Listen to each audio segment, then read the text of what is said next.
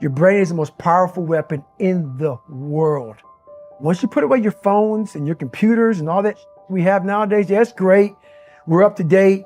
But your brain is the only thing you have when you're going through depression, when you're going through hard times, when you're going through death, real life. You can't Google that, man. You're alone. You're alone. You may have a shrink you're going to. You may have a best friend you're going to. But there's 24 hours in the day where you're alone in this brain. And your brain is talking to you in all kinds of ways. And it wants to control you and pull you in these different pockets. If you can't control your own brain and your brain controls you, you got to tell your brain where you want to go and how you want to go and how you want to get there. You got to control it. If not, it's over. What existed for me was, okay, man, how am I going to make this work? And all I knew back then was hard work. The only way anything gets accomplished. That's all I heard back in those days. You got to work hard. You got to work hard. I'm not getting I can't get this paragraph. I can't remember what the f***'s in this paragraph to pass this test to get in the military. Read again. Still not getting it. Read again. But if you're not getting it, write it out. And that's how I started learning. Okay, well, I got to write out everything I do. And then write it out again. And write it out again. And guess what happened? I got it. I can't swim. I'm negative buoyant. Go back again. I can't swim. Go back again. Go back again. Go back again. I got it. I realized if I keep going back and going back and going back until the just becomes, your mind will say, okay, we're going to figure it out. Because he is not going to stop. It's not like I'm going to try one more time. No, it's just like alarm clock goes off, boop, we're going back. I can't read right, we're going back. I gave myself no way out, and my mind realized that. They said, okay, we're going to adapt and overcome now. Like a lot of people say, trying hard. Your mind knows, man. It knows this guy's bull. Me, man, this guy's lying. There's no truth behind it. When I was in Navy SEAL training, people go, how were you there for 18 months?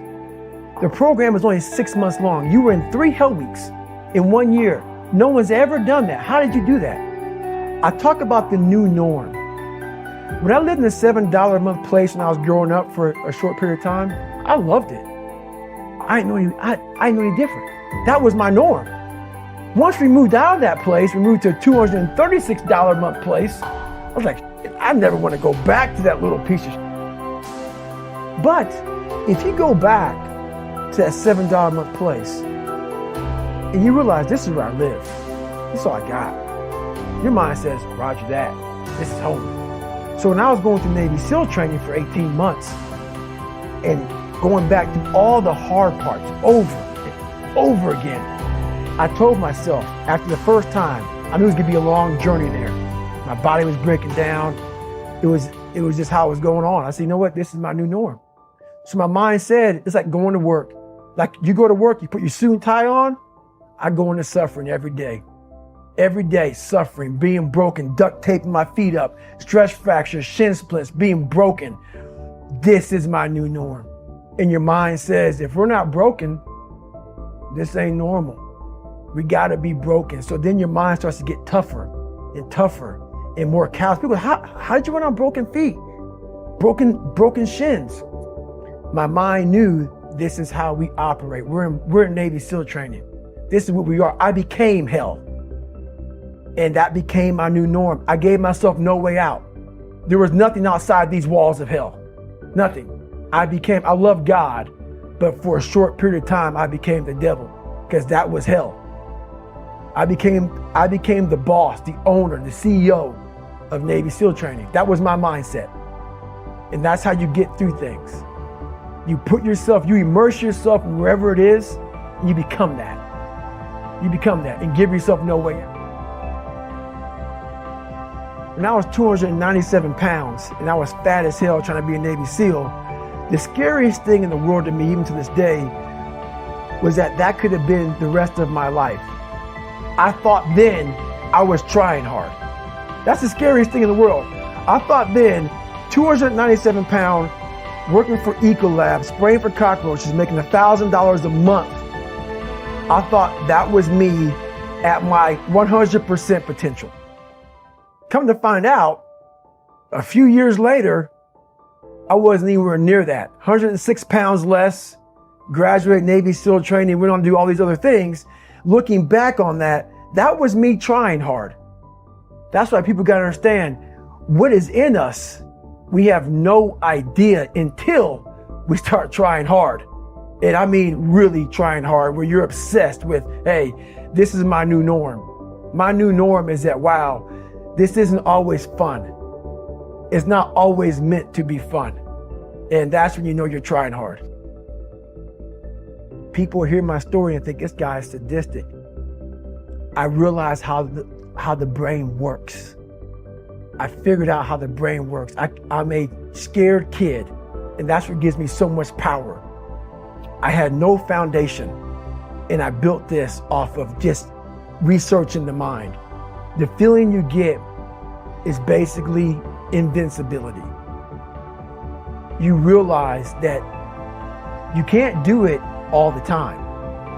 When you need to do it, I know I can go to a place that I can live in. And when you know that you can run on broken legs and you can do certain things that a lot of people can do, but they're not willing to do, this power, this sympathetic nervous system of fight or flight, and you're fighting, it gives you this charge of energy of when you're sitting there at 3:30, 4 o'clock in the morning and you're duct taping your feet up because you're broken, and you're doing it by yourself, and you're going through arguably one of the hardest training in the world. And these guys, most of them are healthy, and you're going through it broken, and you're already at a disadvantage, but you're still there. You can feed into that and tap into that for a lot of power. But if you look at it, well, I'm broken, man. I'm not going to make it. But if you look at it as, man, I'm broken and I'm still here. And I'm fighting, and I'm going to find a way to get through this because I have no other place to go. It gives you a lot of power. When things start to suck really, really bad, my brain and a lot of people's brain, they don't go to your dad beating you up. Your brain says, we gotta get out of here. This is miserable. So anger goes away a lot of times when you're suffering because your brain just says, we gotta run. We got to go. So that anger is not popping up saying, oh, I'm going to show them. I'm going to show those people. No, there has to be a much deeper. When I say deeper, it has to be down to mineral soil. It has to be down to that nice mineral soil where nothing can burn. You can't burn dirt. So it has to be down that low that literally is something in you that's at the core of your soul. But you don't find it unless you spend a lot of time with what you want to be in life. I can't give that to you. You can't give it to somebody.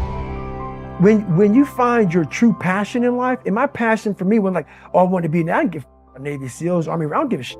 I want to serve my country. I want to be someone that I'm proud of. I want to look at myself in the mirror because I was so disappointed. That accountability mirror I talk about, I was so disappointed in what I saw every day. I wanted everybody to love David Goggins. And a lot of people did. I didn't love myself. But I knew a lot of us want to find peace first. So people say, man, you always talk about this suffering and pain. I'm at peace right now because I went through that. You don't find peace first. If you do, Merry Christmas. More power to you. More power to you. I found peace on the opposite end of finding myself. And no one really finds themselves without going through trials, tribulations, suffering, accountability. And accountability is suffering. Being accountable every day for doing right for yourself, for the people next to you, it's miserable. It's hard. So, even the smallest details.